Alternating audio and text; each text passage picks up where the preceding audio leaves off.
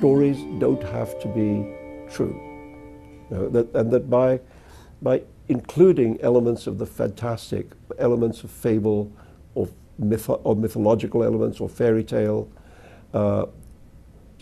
just pure make-believe, you can actually start getting at the truth in a different way. It's another door into the truth. And that's why I think the thing that is interesting about the phrase magic realism is that when it's used, people tend only to hear the word magic. So they think it's just about fantasy.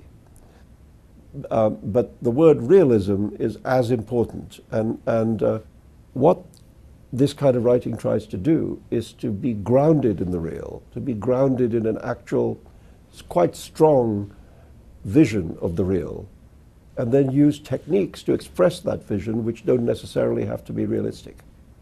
The thing about magic realism, so-called, is that it's a new-ish name for a very old thing. And this particular name came into being in Latin America in the late 1950s, and was used to describe a group of writers: Borges, Garcia Marquez, Vargas Llosa, Julio Cortázar, Alejo Carpentier, and several others, who used techniques which diverged from straightforward naturalistic writing. They used elements of fantasy and dream, and included those in the text of the story, as if they had the same status as observable facts. No, I mean, I've always been, as a writer, from the very beginning, I was interested in this general area of fiction. I mean, I started out, as a young person, long before I wrote anything. I was very, very interested in science fiction, and I read an enormous amount of science fiction in my teens and early 20s.